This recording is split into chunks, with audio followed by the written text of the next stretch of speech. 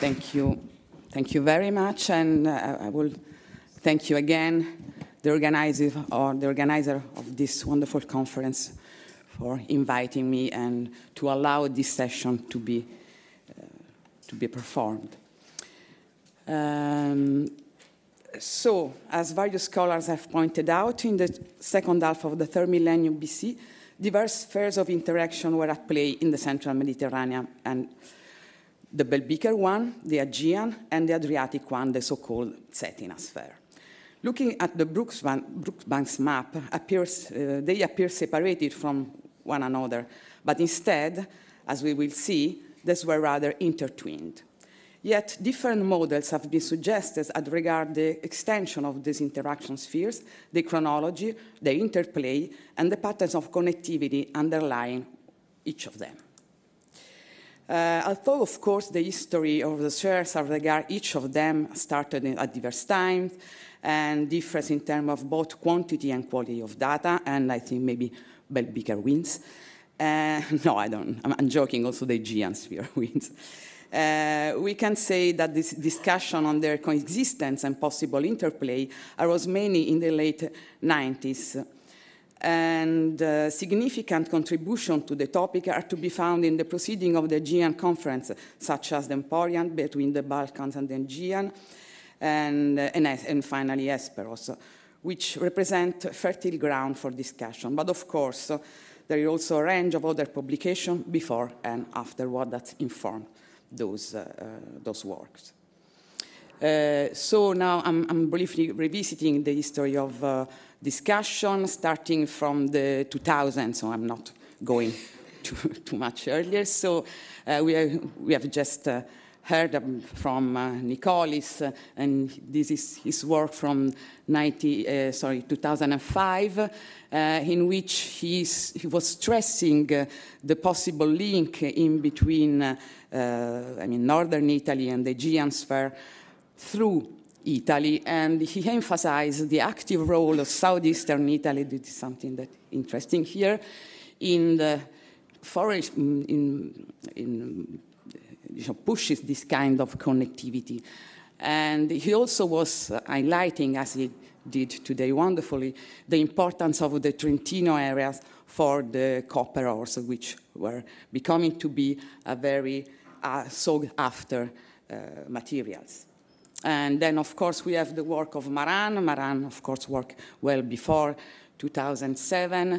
But in this paper, possibly, he put some clear ideas. And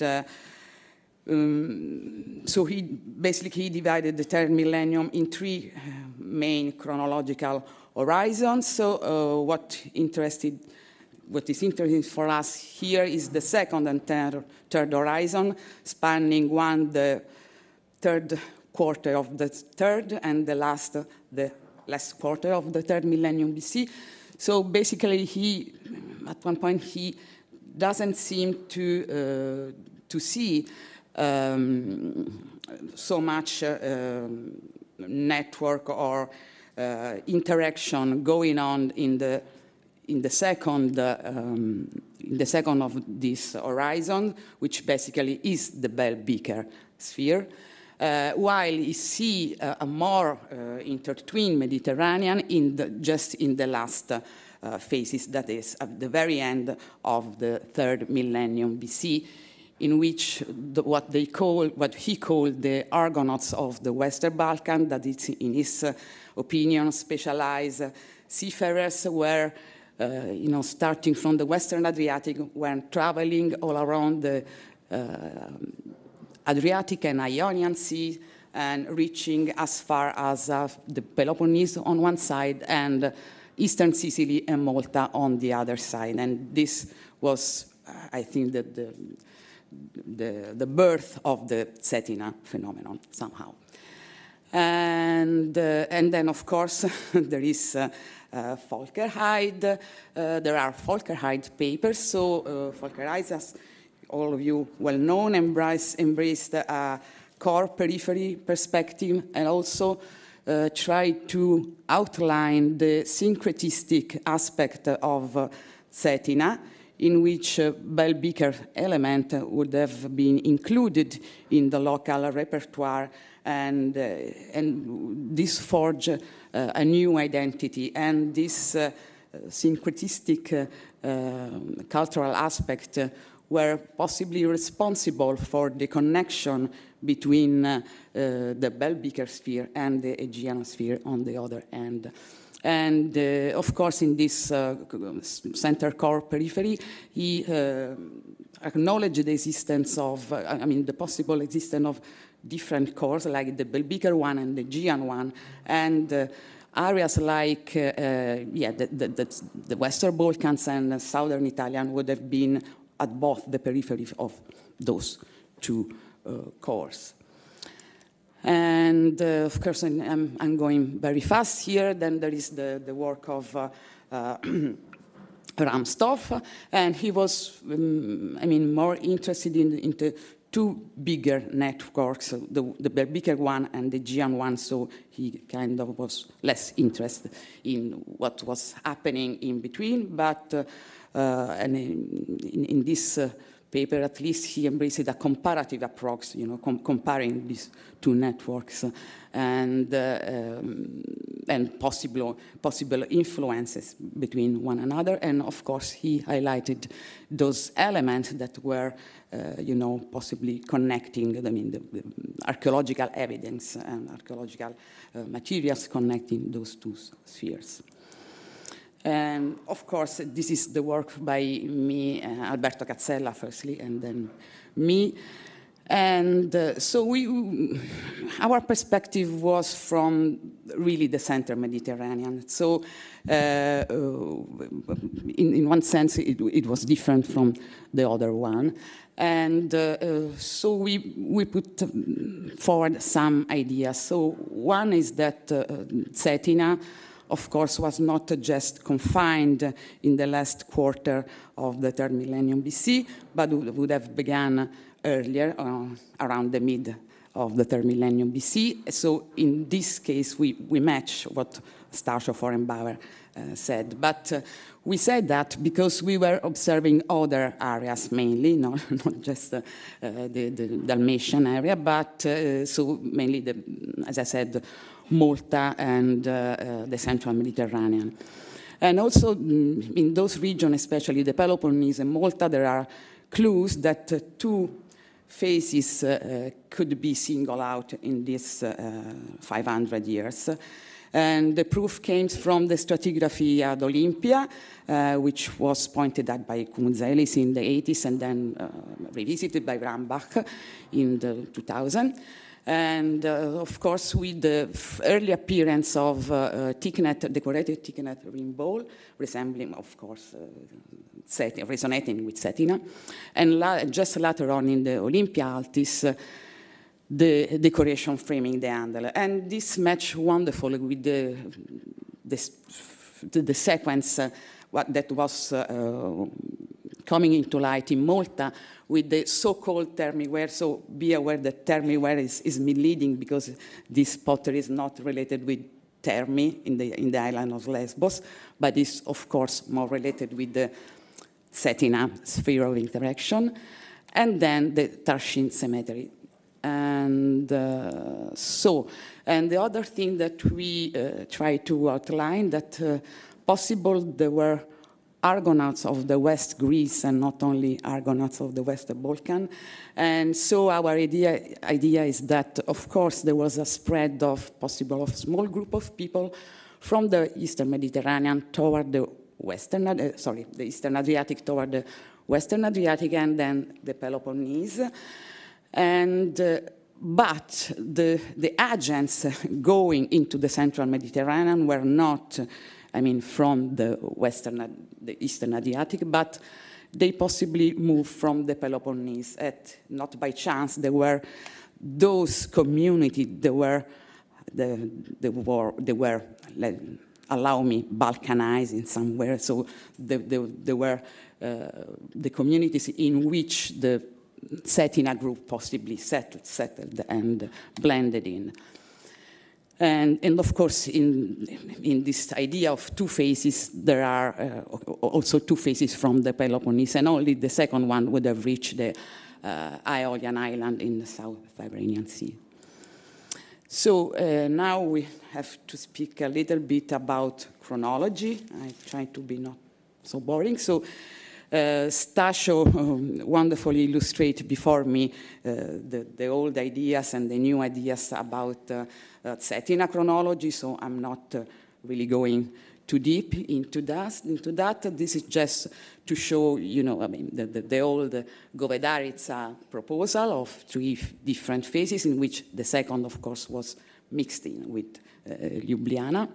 And then, of course, the La Casa proposal and Maran proposal that we have just discussed, in which, you know, just the late part, the late phase of the third millennium BC was the phase of interaction, of main interaction.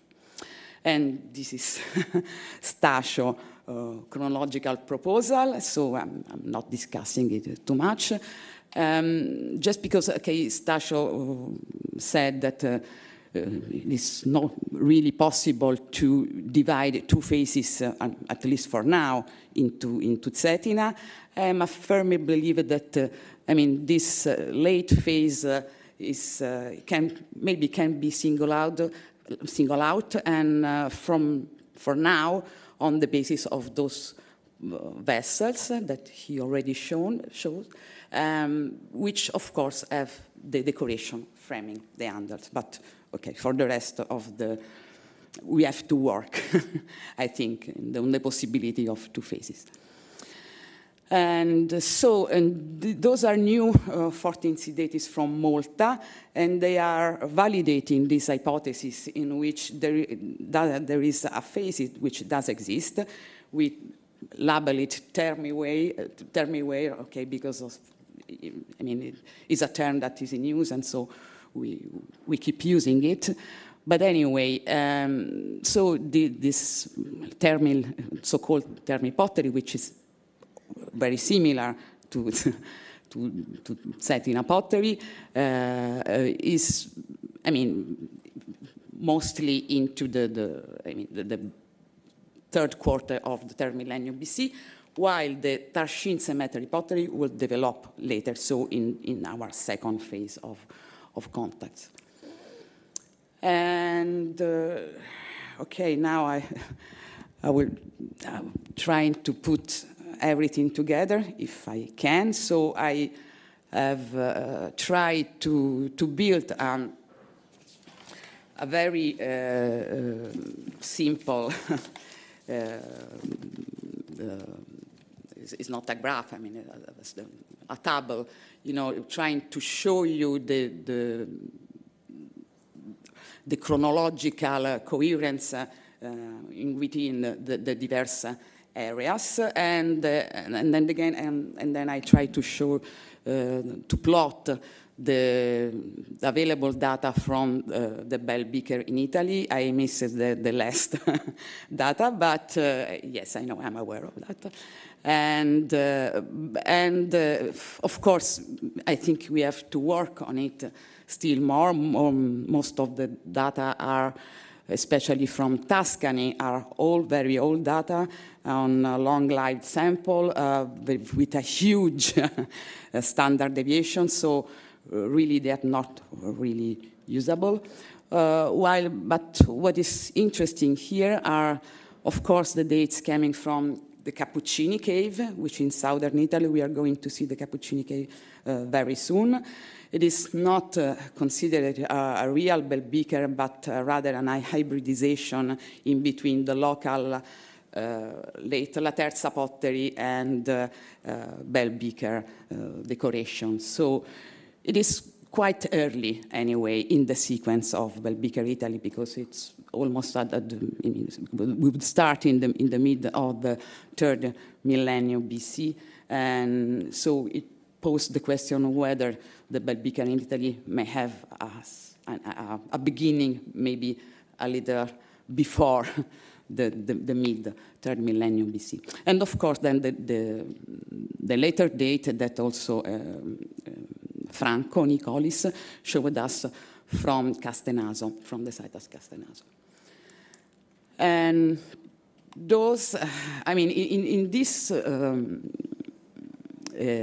table here, as you can see, there is no southern Italy. There are the Maltese Islands, there are the Aeolian Islands, but there is no southern Italy. Because, why? Because southern Italy is very complicated. And I mean, I didn't want to bother you with, you know, all the complication of our archaeological phases. And also because, as I'm going to show you, southern Italy is possibly the region in which all those spheres of interaction really overlapped and intertwined. And the second reason is that we don't have so many good radiocarbon dated from southern Italy for the early, I mean, phase for the third quarter of the third millennium BC.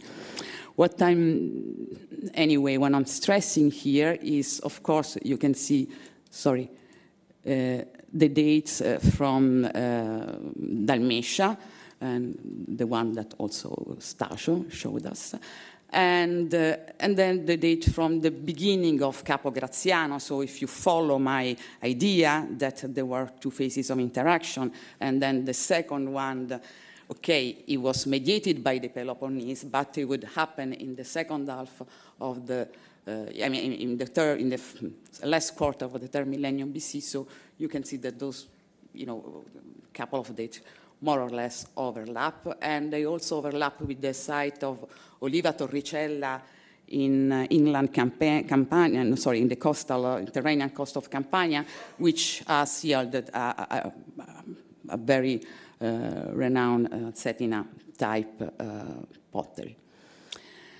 And so now you have to bear with me with this idea of two possible phases of interaction.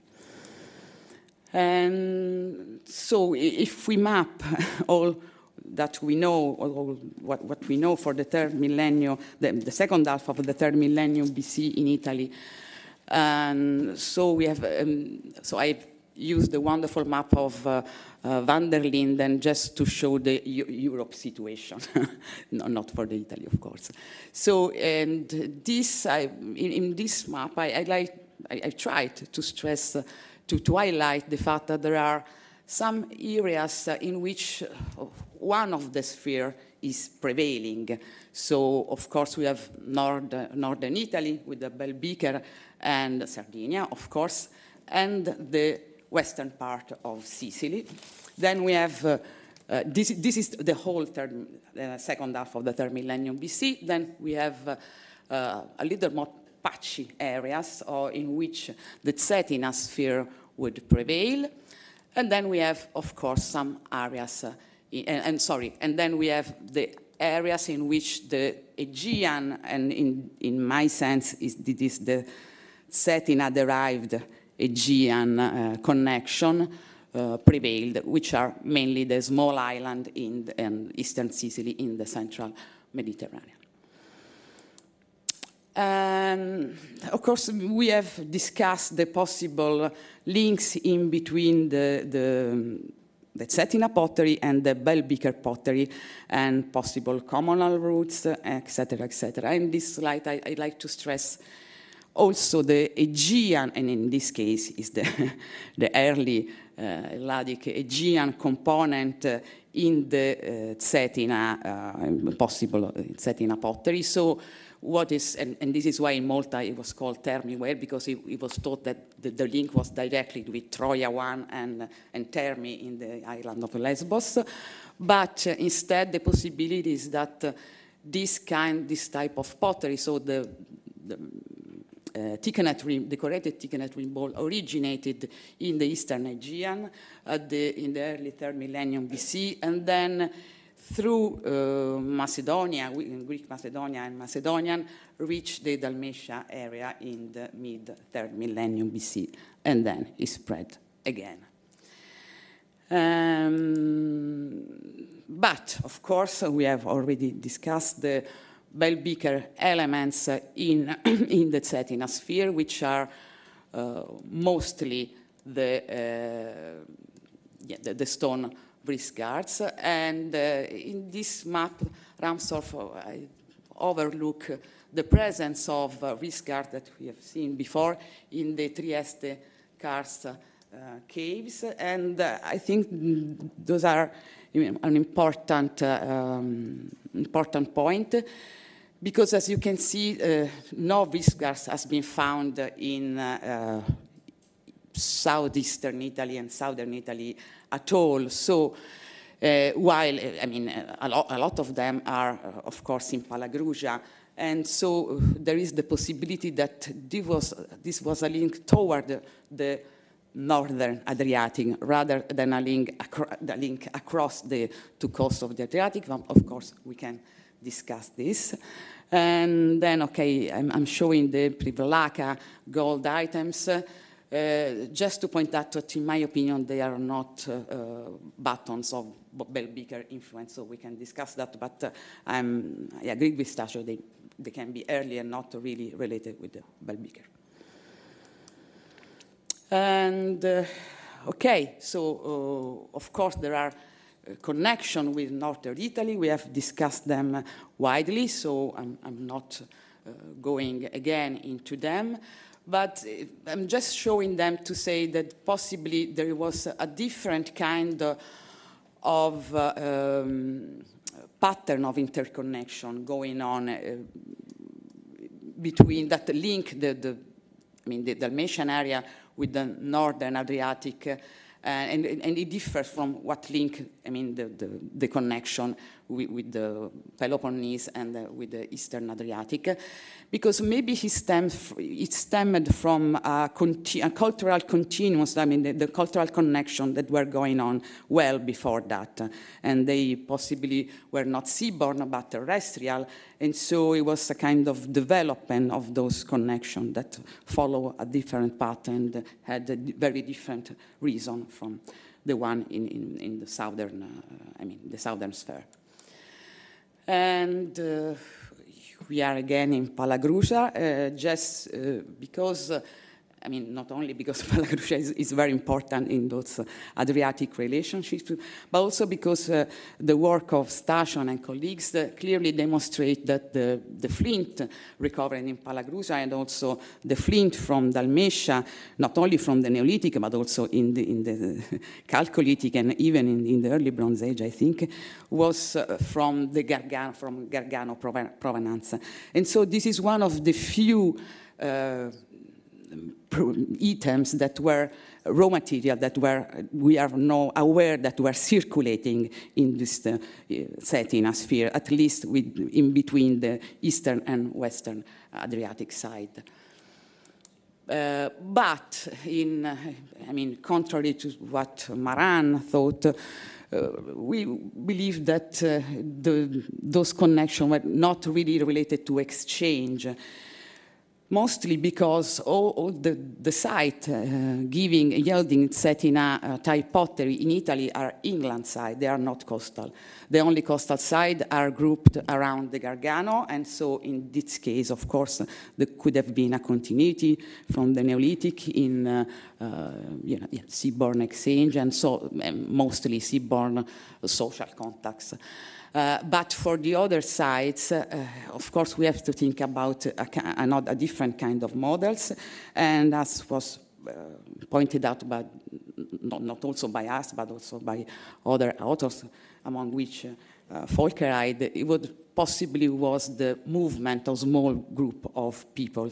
So in this case, I'm kind of answering also Stasio problems that he put before.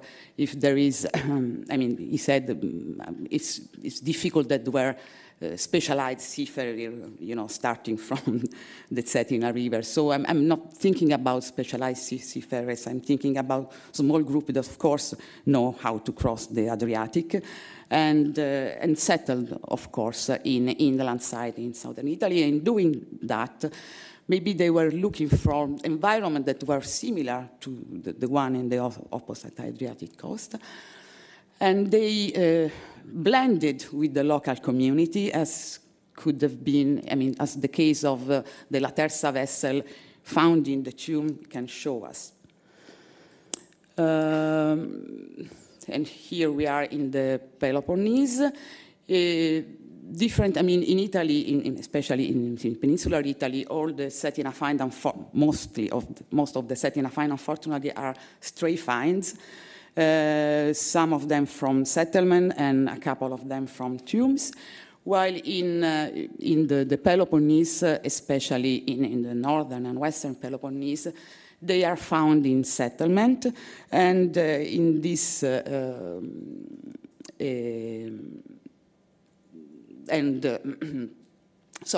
this kind of interaction would have happened in a period of crisis in between the late Helladic II and the early Helladic III.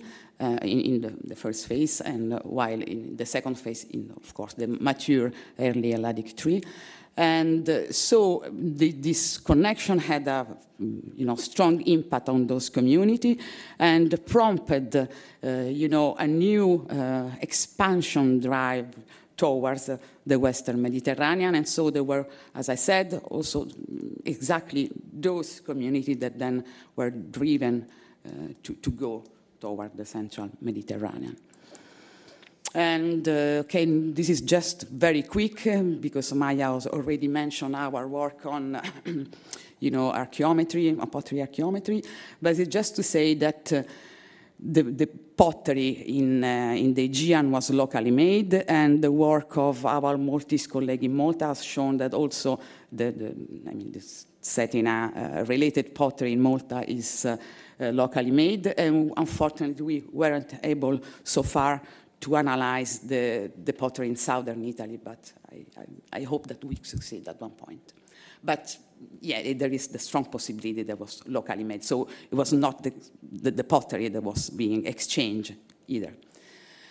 And so we are in the Central Mediterranean now, and as you can see, I'm trying to make my point here that the Western Peloponnesian groups that were moving into the Central Mediterranean, because we don't have just, the pottery which is related with the Cetina pottery or the Cetina-derived pottery, but also we have other items that are more related with the Aegean, the classic Aegean sphere, and those are all well known.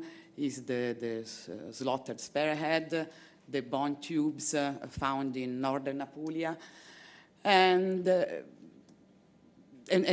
possibly the bossed bone plaques, and especially that for Malta could be more old than the other found in Sicily and in southern Italy.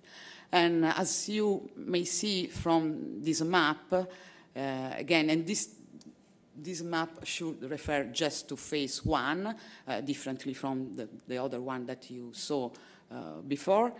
And so we have, even in the area that are, in which one of the sphere prevail, there are always other elements of coming from the other sphere.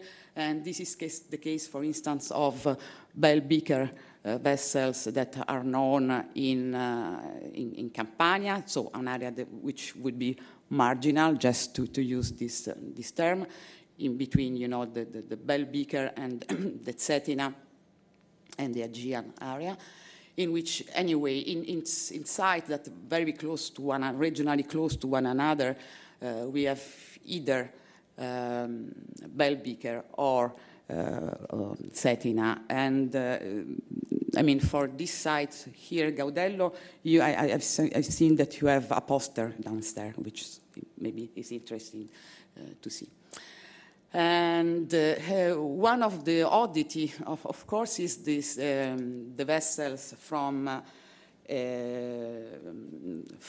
the cave in Sicily, and which would be, outside the area of the bell beaker area in Sicily.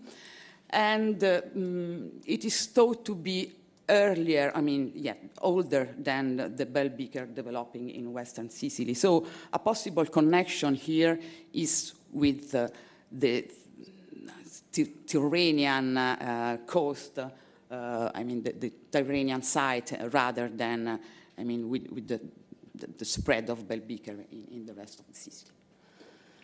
And then there is a group of bell beaker in Abruzzo, very close, you know, to the sites in which there are Cetina occurrences. And this is the Cappuccini cave that we discussed before.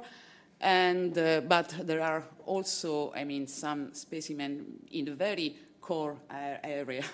I mean, in the Garganeo area, which is the real area of Cetina interaction, and then there is the Pipistrello Solitario cave. In the cave, bell beaker is associated with the Aegean tradition. Boss-Bond plaque. Of course, we don't know anything about the chronology, so it is, you know, it is very possible that the two are not coeval. But anyway, it is interesting that the same site yielded the two different evidence. And now I'm jumping to phase 2, again, stressing the fact that the connection between the Peloponnese area and the central Mediterranean that now involves also the Ionian island and also the southern Tyrrhenian coast of Calabria were not just rooted into the, Cetina influenced tradition, but also in elements that really pertain to the Aegean area, like the clay anchors. There are tools mostly related to weaving, and which, as you can see, in the central Mediterranean have to be found just in Capo Graziano, in the Aeolian island, and in almost this island, precisely in this period. And also, for instance, some shape, as the Ascos-shaped vessel from the Tarchine cemetery in Malta, which are mostly related with the Aegean tradition. So it's not just the decoration akin, to the Cetina type decoration, but there are also other elements, and of course the Boss-Bond plaque. And when it comes to the mainland, southern Italy, things always became more complicated. So in this case, it's somehow difficult to tell apart which are the elements related to the Cetina, to the Eastern Adriatic, and what are the elements related to the Peloponnese, and so the Aegean sphere of interaction. And I think one is well epitomized by the tomb at Casal Sabini, in which we have the Boss-Bond plaques. So the tomb possibly started in this late phase of the 3rd millennium BC, and then was used also after that.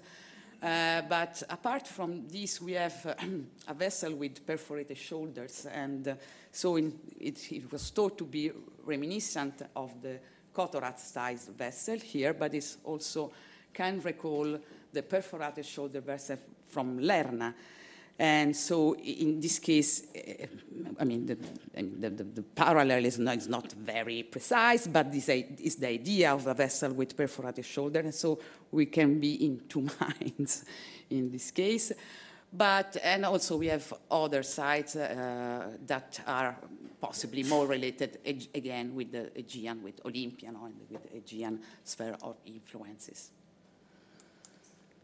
And so, to wrap up, we can say, in my opinion, that the patterns of interaction with the diverse spheres of interaction, and also within the different regions, difference in terms of modality, in terms of reception of foreign elements into the local communities, and the most,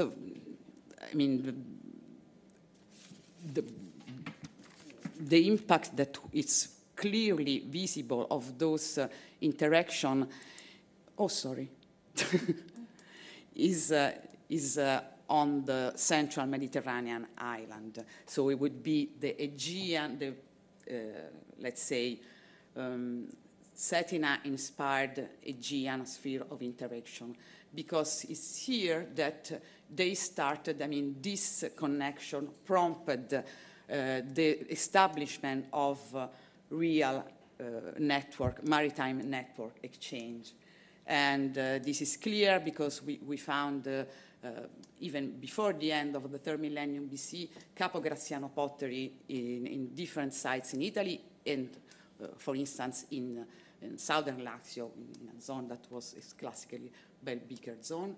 And then, of course, other items that indicate that Malta has entered the maritime network at that time. So it is possibly, in this case, you know, this kind of interaction incorporated different kind of models. So the models of movement, of groups of people movement, but also the model of exchange, which was a traditional model in the Aegean sphere. While in the other spheres, there is, I mean, the impact, of course, there was an impact, but it's less clearly visible. And another thing that can be said, and of course that, I mean, if we took a perspective of a local perspective, we can think that, as also Maya was saying, they were the center of itself. So all those points that I've mentioned were the center of themselves, and they were not a way to be a periphery of a grandiose network, also because those networks, anyway, are really different, from the network developing in the second millennium BC in the central Mediterranean, in which possibly at one point they were aware where the Messenian came from and what the Messenian could do. And the other thing is that as we label cultural aspect with those marks, we tend to think that they were homogeneous. But in fact, especially in southern Italy, there is not an homogeneous culture. So the late Laterza groups possibly were just scattered human groups that were identifying themselves with different kind of elements. For instance, the funerary rituals in Laterza really different from one point to another. And so maybe they were, of course, blending and merging with new commerce and new ideas, and maybe adopting them as a means to distinguish themselves from one another. And so maybe this also can explain this kind of overlapping sphere of interest. Thank you very much.